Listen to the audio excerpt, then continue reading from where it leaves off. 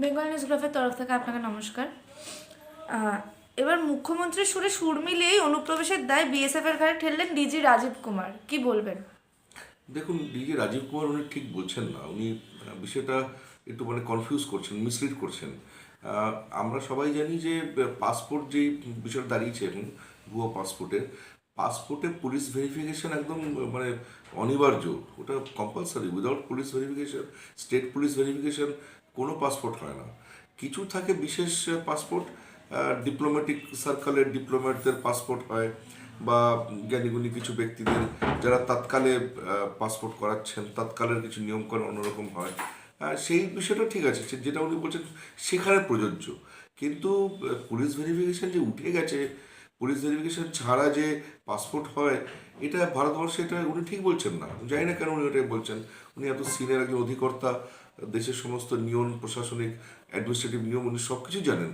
উনি কোন গভর্নমেন্ট অর্ডারটা কোথায় আউট অফ কনটেক্সট উনি কোট করছেন, এটা একদম ঠিক নয়। এটা ওনার করার কথা নয়।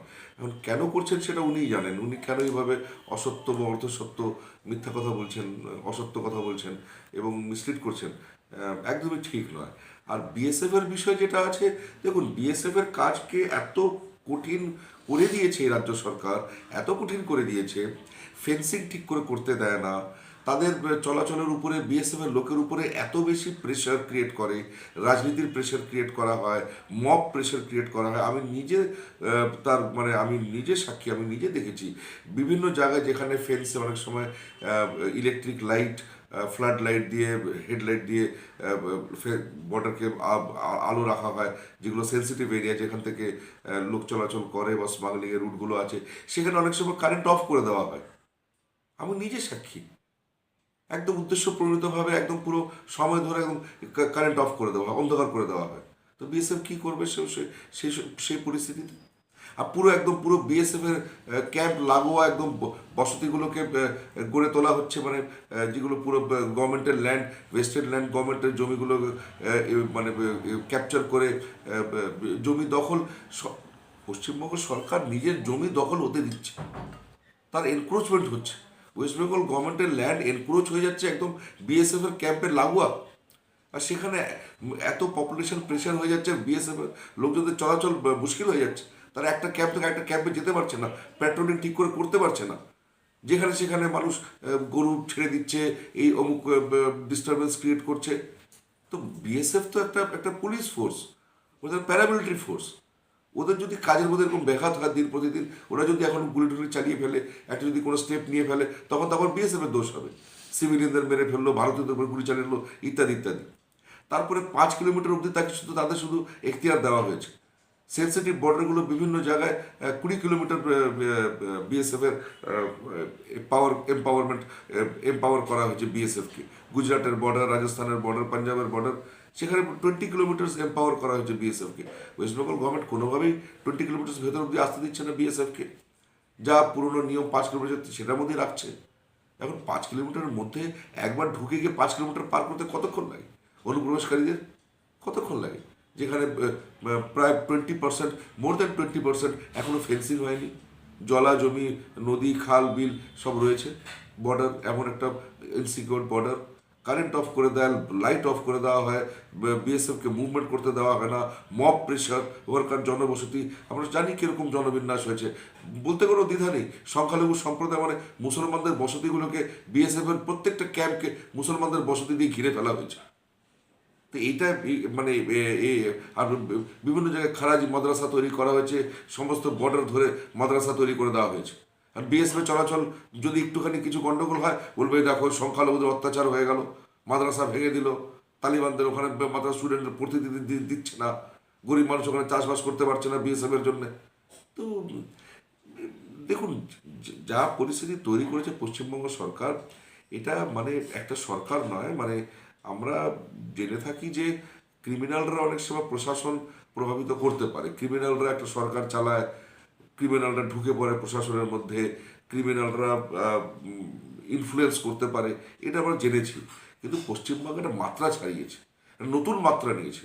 পশ্চিমবঙ্গের সরকার নিজেই ক্রিমিনাল হয়ে গেছে।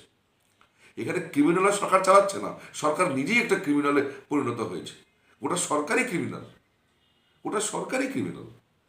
এই প্রশাসন, এই সরকার যতগুলো বেআইনি কাজ হতে পারে সবগুলো করছে। যেখানে যেখানে আইন ভাঙা যায় সরকার নিজে আইনগুলো ভাঙছে। এটা ক্রিমিনালরা সরকারে ঢুকেছে তা নয়, সরকার নিজেই ক্রিমিনাল হয়েছে। বাংলাদেশে একাধিকবার সংবিধানের ভুল বদল, তাহলে কি ইতিহাস ভোলাতে সংবিধান বারবার বদলাচ্ছে, কি বলবেন? দেখুন, বাংলাদেশ যে পরিস্থিতিতে পৌঁছে গেছে সেখানে এখন সমীক্ষকরা, বড় বড় ইন্টেলেকচুয়ালরা যারা এগুলো নিয়ে আলোচনা করে, যারা পড়াশোনা করেছে, ইন্টারন্যাশনাল রিলেশনসের এক্সপার্ট যারা আছেন, কূটনীতি, ডিপ্লোমেসি, পররাষ্ট্রনীতি, ইন্টারন্যাশনাল রিলেশনসের যারা এক্সপার্ট আছে, তারা নিজেরাই মানে এখন একটা গোলক ধাঁধার মধ্যে পড়ে গেছে। বাংলাদেশকে এক্সপ্লেন করা খুব কঠিন হয়ে দাঁড়াচ্ছে। এমন একটা কোনো পরিস্থিতি হয়ে দাঁড়িয়েছে যে বড় বড় প্রফেসররা কিছু এখানে মন্তব্য করতে পারছেন না, বড় বড় অ্যানালিস্ট এখানে কিছু বলতে পারছে না, যা পরিস্থিতি দাঁড়িয়েছে। বাংলাদেশের সমস্যা আমাদের জানতে হবে যে আমরা, ঠিক আছে, আমরা ভারতীয়রা, আমরা আমাদের আমাদের ভারতবর্ষ, আমাদের দেশ নিয়ে আমরা চিন্তা ভাবনা করি। আমরা মানে সেই অর্থে একটুখানি একটুখানি সমীচীন হয়ে, একটু ইম্পার্শিয়াল হয়ে, মানে নিরপেক্ষ হয়ে একটু বিচার করার প্রয়োজন আছে। বাংলাদেশের আজকে যেই সমস্যা, তার মধ্যে কতটা আমরা নিজেরা দায়ী নই, ভারতবর্ষ নিজে কতটা দায়ী নয়, যদি আজকে সত্যি করে বলতে হয়, এই এই এই আলোচনা, এগুলো আলোচনার মধ্যে আসা উচিত। ভারতবর্ষের সেকুলার রাজনীতি কতটা বাংলাদেশের অধঃপতনের জন্য দায়ী নয়। আমরা যদি প্রশ্ন করি যে যখন পশ্চিমবঙ্গের একদম কমিউনিস্ট শাসন, তথাকথিত প্রোগ্রেসিভ, ন্যাশনাল, লিবারাল, মানে রেভলিউশনারি, বিপ্লবী শাসন সিপিআইএমের, এবং তার প্রধানে বসে আছেন বুদ্ধদেব ভট্টাচার্য, একজন মোস্ট প্রোগ্রেসিভ, একজন এডুকেটেড, একজন ইন্টেলেকচুয়াল, মানে তিনি মানে শিল্প সাহিত্য জগতের শিরোমণি। তিনি তার পদাসীন অবস্থায়, তার মুখ্যমন্ত্রিত্বের মধ্যে কি করে তাসনিমা নাসরিনকে তাড়ানো হয় কলকাতা থেকে? কমিউনিস্ট শাসনে একজন লিবারাল, একজন মুক্তমনা, একজন ইন্টেলেকচুয়াল তাসনিমা নাসরিন, সে এখানে থাকার নিরাপত্তা পাচ্ছে না কলকাতায়। পশ্চিমবঙ্গে তিনি থাকতে পারলেন না, কমিউনিস্ট শাসনে ওনাকে এখানে তাড়িয়ে দেওয়া হলো।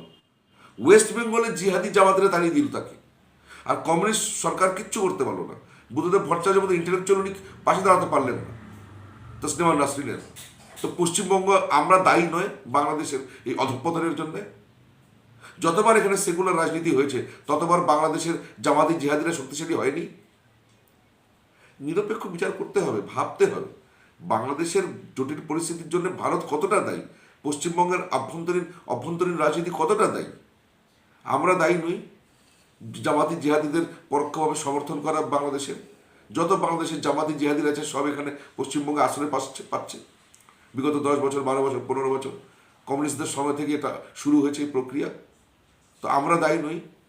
আজকে বাংলাদেশের যে বিকরাল রূপ নিয়েছে, এটার মধ্যে আমাদের আমাদের লোভ লালসা নেই। বাংলাদেশের সঙ্গে সবসময় মিত্রতা বলা, মিত্রতা কিছুই না। ব্যবসা বাণিজ্য, আমাদের বণিকরা ওখানে বাংলাদেশে ইনকাম করবে, পয়সা ইনকাম করবে, লাভ করবে।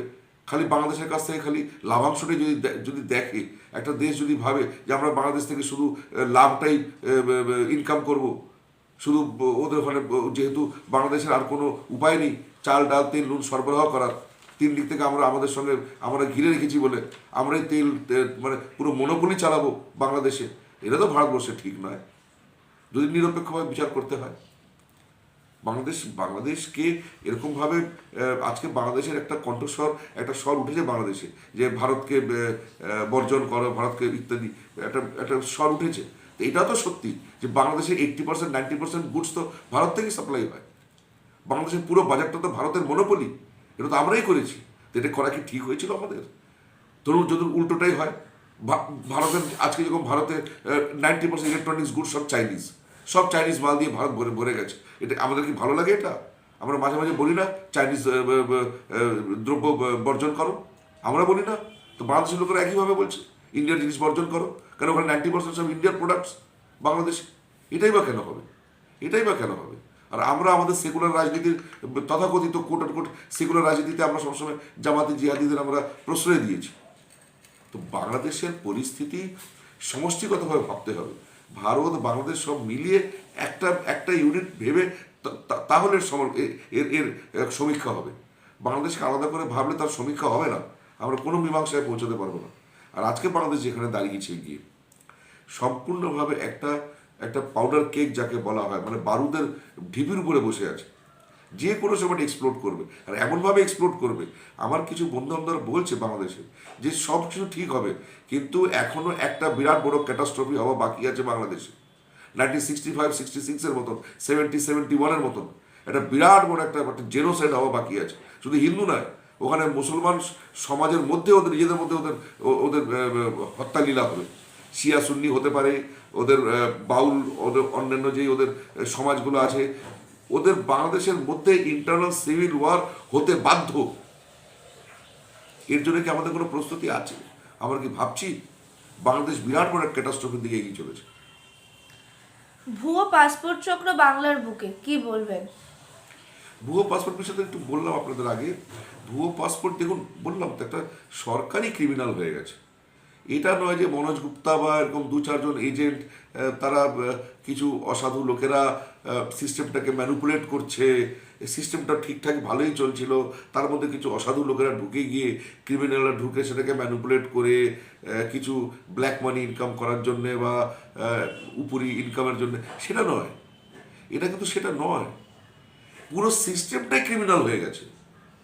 এই প্রশাসনের মধ্যে যারা ভালো লোকেরা আছে তারাও পরোক্ষভাবে ক্রাইমই করছে, তারা বুঝতে পারছে না।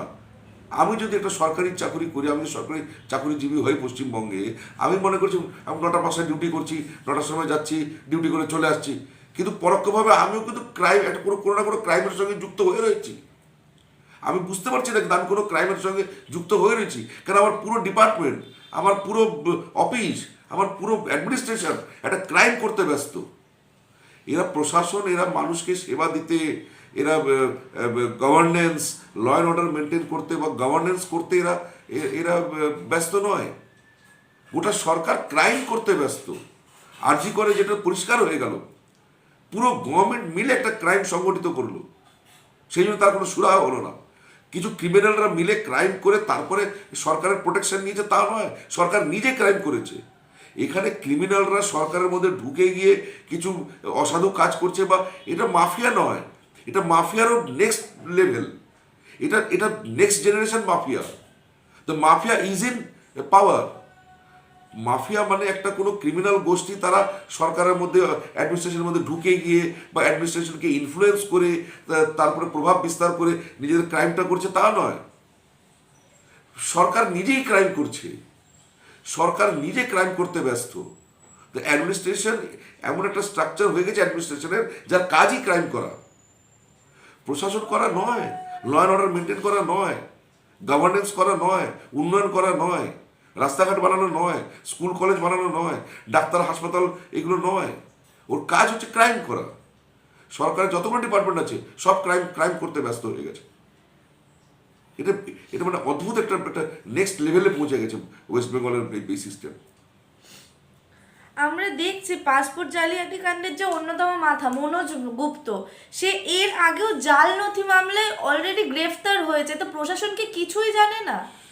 আমি তো আবার বলছি, প্রশাসন তো নিজে করছে এই সব কাজ। প্রশাসনের কাজই হয়ে গেছে এখন ভুয়ো আধার কার্ড তৈরি করা, প্রশাসনের কাজ হয়ে গেছে এখন ভুয়ো ভোটার কার্ড তৈরি করা, প্রশাসনের কাজ হয়ে গেছে এখন ভুয়ো ভোটার লিস্ট তৈরি করা, রেশন কার্ড তৈরি করা। প্রশাসনের কাজ হয়ে গেছে এগুলো। কিছু কিছু ক্রিমিনালরা সিস্টেমকে ম্যানিপুলেট করছে তা নয়, সিস্টেম নিজেই এখন এরকম হয়ে গেছে। ইনফ্যাক্ট এখন যদি কেউ সোজা পথে যদি কেউ করতে যায় ওয়েস্ট বেঙ্গলে, আপনি কাজ করতে পারবেন না। আমি যদি এখন সহজ রাস্তায়, যেটা যেটা সরকারি সিস্টেম, সেই সরকারি সিস্টেম যদি আমি কাজ করতে যাই, আমার পাসপোর্ট হবে না যতক্ষণ না আমি মনোজ গুপ্তার মতো লোকেদের কাছে যাব। সোজা পথে হাঁটলে আমার পাসপোর্ট হবে না এখানে, সোজা পথে হাঁটলে আমার আধার কার্ড হবে না, সোজা পথে হাঁটলে নিয়ম মাফিক চললে কাজ হবে না আপনার ওয়েস্ট বেঙ্গলে। এই লেভেলে পৌঁছে গেছে বিষয়টা। যেভাবে বাংলায় এত জঙ্গি ধরা পড়ছে, তাহলে কি কোনোভাবে বাংলাকে জঙ্গিটা সেফ জোন হিসাবে ইউজ করছে? সেফ জোন নয়। আমি ইতিমধ্যেই একটু হাওড়া বিভিন্ন জেলার পুরুলিয়া, তারপর তার আগে 1 মাস আগে উত্তরবঙ্গ, কুচবিহার, আলিপুরদুয়ার, বিভিন্ন নিজের প্রজেক্টের কাজে, নিজের আমি রিসার্চের কাজে আমি উত্তরবঙ্গের 4টে ডিস্ট্রিক্ট আমি ঘুরলাম, 3টে ডিস্ট্রিক্ট আমি ঘুরলাম, শিলিগুড়ি মানে জলপাইগুড়ি, আলিপুরদুয়ার, কুচবিহার, তারপরে আমি পুরুলিয়া, মেদিনীপুর একটু সার্ভে করলাম, আমাদের সার্ভের কাজ ছিল, আমি করলাম। এই এই গত সপ্তাহে আমি হাওড়াতে ছিলাম, আমতা, মুন্সিরহাট, প্রত্যন্ত ইন্টিরিয়ারে হাওড়ার আমি ঘুরলাম। তারপর দক্ষিণ 24 পরগনাতে আমার যাতায়াত থাকি, দক্ষিণ 24 পরগনায়, উত্তর 24 পরগনায় আমার যাতায়াত থাকি। সমস্ত জায়গায় আমি ঘুরে একটা জিনিস বুঝতে পারলাম যে এখানে জঙ্গিরা একটা আস্থানা নিয়েছে বা জঙ্গিরা এখানে শেল্টার নিয়েছে, শুধু সেটা নয়, এই বিষয়টা তো একটা নেক্সট লেভেলে পৌঁছে গেছে। এই রাজ্য জঙ্গিরা কন্ট্রোল করছে, জঙ্গিরা এখানে তারা সোশিও ইকোনমিক প্যারামিটার্সগুলো কন্ট্রোল করছে। আমাদের জেনে খুব অদ্ভুত লাগবে, কিন্তু এটা বাস্তব। জঙ্গিদের হাতে বা জামাতি যারা এই অসাধু গোষ্ঠী আছে, তাদের হাতে যেই পরিমাণ ফাইন্যান্স আছে, টাকা আছে, নার্কোটিক্সের টাকা, অস্ত্র কি বলে স্মাগলিংয়ের, আর্মস স্মাগলিংয়ের টাকা, নার্কোটিক্স, ড্রাগ, মাদক দ্রব্যের চোরাচালানি স্মাগলিংয়ের টাকা, দেহ ব্যবসাও, হিউম্যান ট্রাফিকিংয়ের যে টাকা, চাইল্ড ট্রাফিকিং, ছোটো ছোটো শিশুদের যেভাবে কিডন্যাপ করে যেভাবে তাদের পাচার করা হয়, শিশু পাচারের যে টাকা, গরু পাচারের টাকা, মাদক দ্রব্য পাচারের টাকা, অস্ত্র পাচারের টাকা, যত রকমের ক্রাইম হতে পারে, এই ক্রাইমের যে টাকাগুলো যা এদের হাতে আছে, জিহাদি জামাতিদের কাছে, আমার ব্যক্তিগত ধারণা পশ্চিমবঙ্গের রেভিনিউর চেয়ে 3 গুণ 4 গুণ বেশি টাকা এদের কাছে আছে। ওরা এই রাজ্যটাকে চালাচ্ছে। একটা সাধারণ পাটওয়ারি, একটা মুন্সি, একটা বিডিও, একটা পঞ্চায়েত লেভেলের একটা কর্মচারী থেকে শুরু করে যত উপরের স্তরের যত কর্মচারী হতে পারে, যত প্রশাসনিক পদাধিকারী হতে পারে, যে পুরো সিস্টেমটা ফান্ডিংটা জামাতি জিহাদিরা করছে, তাদের পয়সায় এসে সব কিছু চলছে। ওরা শুধু এখানে গা ঢাকা আস্থানা নেয়নি, ওরা এটাকে চালাচ্ছে, ওরা এটাকে কন্ট্রোল করছে, ওরা কন্ট্রোল করছে। ববি সিদ্দিকুল্লাহদের মন্তব্যের পর পুরো বাংলা জুড়ে যেভাবে উর্দু লেখা দেখা যাচ্ছে চারিদিকে, কি বলবেন? দেখুন, আমরা ভাবের ঘরে চুরি করা বা যদি আমাদের মূর্খের স্বপ্নে বাঁচতে হয়, আমরা বাঁচতে পারি। 1971-এর সময় বোঝা উচিত ছিল, যখন 3 বছরের মাথায় 4 বছরের মাথায় যখন শেখ মুজিবুরকে ওদের পরিবার সহ ওদের দেশের যখন খুন করে ফেললো, তখনই বুঝে নেওয়া উচিত ছিল যে ও যা এক্সপেরিমেন্ট ছিল 65, 66, 71-এর ভাষা আন্দোলনের, ওই যা ওই 21শে ফেব্রুয়ারি রক্তে রাঙা এটসেট্রা এটসেট্রা হোয়াটএভার, ওটা ওখানে 1975-এ ফুল স্টপ হয়ে গেছিল। 1975-এ ফুল স্টপ হয়ে গেছিল। আমাদের কোনো একটা গলদ ছিল, আমাদের কোনো দুর্বলতা ছিল, বা আমাদের কোনো এখানে কোনো আমাদের কোনো একটা, সত্যি কথা বলতে আমাদের কোনো একটা একটা মানে কোনো লোভ লালসা বা আমাদের কোনো একটা অন্যায় কোনো একটা আমাদের প্রলোভন ছিল, এখানে আমাদের কোনো এখানে দোষ ছিল, যার জন্য এতদিন ধরে আমরা এই এই ভুলটাকে টেনেছি। উর্দু ওদের ভাষা ছিল, আছে, থাকবে। ইসলাম ওদের মজহব ছিল, আছে, থাকবে। ওরা ওটা দিয়ে পরিচালিত হবে, পরিচালিত হয়ে এসছে, হচ্ছে, হবে। আমরাই মনে করেছি কত মুক্তমানা আছে, কত লিবারাল আছে, কত সুন্দর সুন্দর ওরা কাজী নজরুল ইসলামের কবিতা, গান ইত্যাদি আছে, কত কিছু আছে। রবীন্দ্রনাথকে ওরা পাঠ্যপুস্তক পাঠ্য করছে, মাথা করছে, মুন্ডু করছে।